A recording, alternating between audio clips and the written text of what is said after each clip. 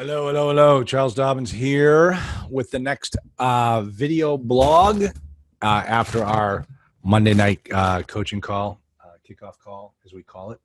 We had a very interesting call today. One of our students sent in an email to me that had a great number of questions. And so what we ended up doing was, and I will go through it right now with you. Let me shoot on back here. I'm going to take you through some of the questions. And here you go. You should be seeing my screen right now. These are Alana. Alana came up with these questions, or a funny thing happened to me on the way to the Coliseum, which means absolutely nothing. I just needed something to fill that line. So this is what we took care of for Alana. Here's the first question. And most of it got kind of technical from a taxing standpoint. She says, I understand that as long as I have a C Corp or an LLC, and we most of the discussion on the call tonight was focused on LLCs. I love LLCs. C Corps, S Corps, who needs them? We have LLCs now. I love these, that when I was in law school, they didn't even teach LLCs. LLCs weren't even on the bar exam because they hadn't been invented yet. Or in Massachusetts was just so slow to the table for putting up LLCs that we didn't need to know them. And then they realized how much revenue they were losing to other states.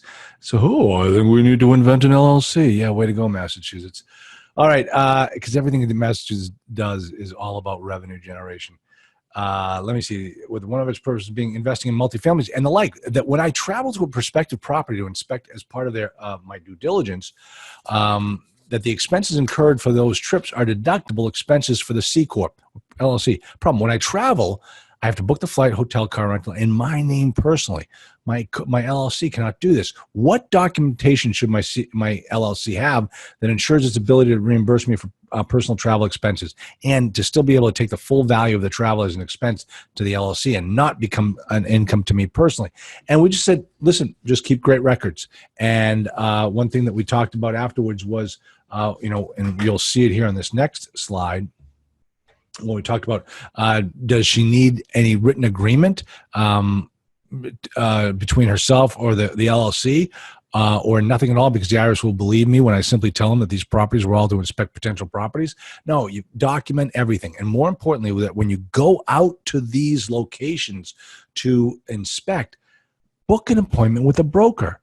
Put an independent third party as your alibi witness that you were out there looking at property in case the IRS is out there trying to figure out whether you actually did this or not. All right. So make sure that you document everything, keep good records, keep appointment books, keep calendars, and keep receipts so that everybody knows why you're out there. You do not want to go flying out to some place and spend the whole time driving around looking at property and never have anybody know that you're there. First of all, that's stupid business-wise, but from an accounting standpoint, hey, sit down with a broker, have them walk you through a couple of properties, just so you can document to an independent third party that you were there. All right. Now, another question that she had was, do I need to document in some form the history of communications between myself and the seller or broker to substantiate that when I travel to City X to inspect property Y? Okay. I'll tell you, folks, when I got sued by the SEC, and if you don't know that story, I've got a nice website to share that with you. But one of the things why, every time they came back at us with a question, we were able to turn over everything that they needed to show that we had done everything correctly. And it's because we kept great records. And that part of those records weren't just financial records. They were also business records to show that we did what we said we were going to do. That's just good business. And when you're building your multifamily business, it's a business. Run it well. Okay. So that's the key. And that's what, I recommend you do. Now, question number 4. What if you don't buy the property after traveling? They're paying for an engineer. In your video, and then she throws my words back in my face. I love it when people do that. You say that all these expenses are charged back to the LLC after the purchase. What if I don't buy the property? Can these expenses still be deducted by the LLC and not be called income to me personally? Yeah, even all those expenses, even if you don't buy that one property, all of the expenses that you're incurring are going towards you're finding the ultimate property, the one you're ultimately going to buy. And that is how you're going to be able to carry forward all of those expenses and apply it to that actual deal that you did. All right. So that's why you definitely want to keep good records, because you want to be able to put it into your sources and uses section of your private placement memorandum and get reimbursed for all of those expenses. All right. Next one. Oh, and this was an interesting one. One of my videos, and here she is using my words against me again. She says, you talk about using a property management company to do the property inspection with the understanding that they will manage the property for me after purchase and that they will only be paid for their inspection if I buy the property. But doesn't this arrangement set up a situation where the property management company, not wanting to work for free, will tend to overlook the bad on the property so that I will buy it and they will get paid? And to whom does a property management company have a fiduciary responsibility, if any at all? Ugh. First off, there is no fiduciary responsibility between you and the property management company unless they hold your money. Then they have to, typically there'll be a fiduciary bond that they have to get because they will be acting as a fiduciary with your money. All right. But other than that, there's no fiduciary relationship between you and any of your other vendors. Your property management company is a vendor. All right. It's the only vendor that will hold cash, and therefore it has a fiduciary bond, but it's a vendor. If a pest control person treats you that way, you fire them. Same thing with your property management company. So the basic gist of what we came through here was, don't trust anybody. Document and verify everything. All right. And I say that to all of my students. Don't trust anybody in this business. Get everything verified. One of my students says, Charlie, what you're telling us is not to trust you. And I said, my rule had no exceptions. Don't trust anybody. Verify everything. I love those students that come to me and they say, hey, I'd like to sign up your program, but tell me about, who you are and what you do. I said, I tell you what, contact any one of my clients. Ask any one of my clients, if I am who I say I am and I do what I say I'm going to do. That's the only thing. Verify.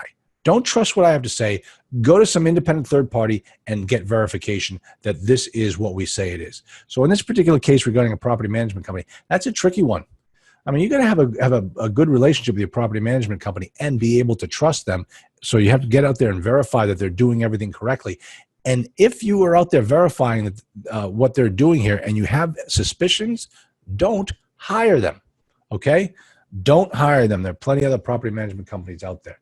All right, and then finally, and this one we had a lot of talk on because this is one that's near and dear to my heart because I know this one personally. And I know how this whole thing operates. Earnest money. When it goes in, first off, she talks about the due diligence period. The due diligence period is essentially the terminology we use for the whole process prior to closing on the deal.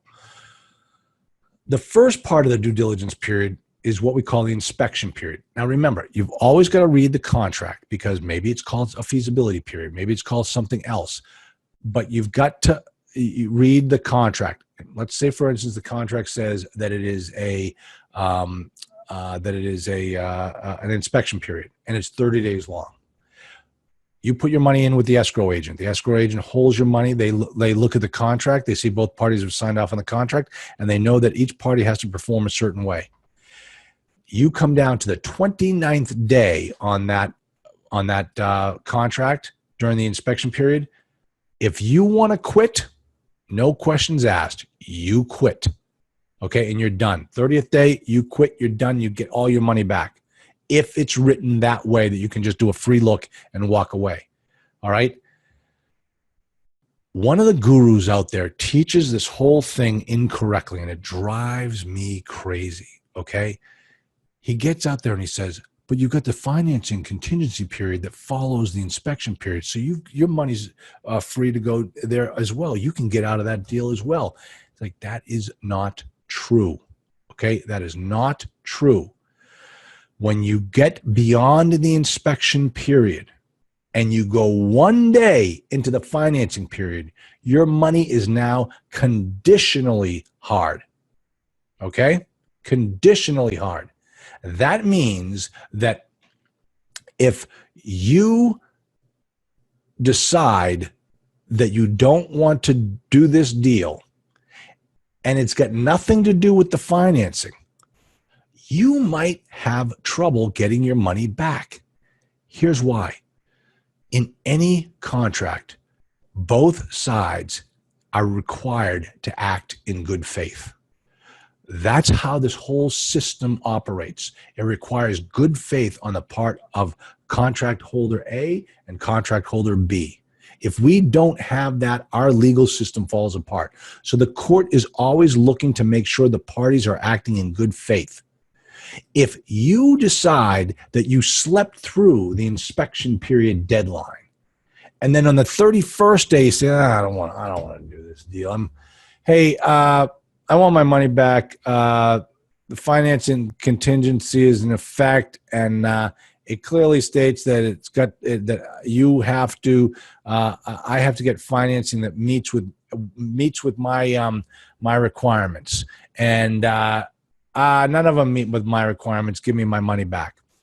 The seller is going to say, not so fast. And what they do is they take the earnest money and they tell the escrow agent, file an interpleader with this courthouse that we say in the contract we're going to use, file an interpleader, let the court hold the money, all right? Once the court holds the money, then we're going to have a trial to see if you get your money back. Well, wait a minute. My money's not hard. I've got the financing contingency.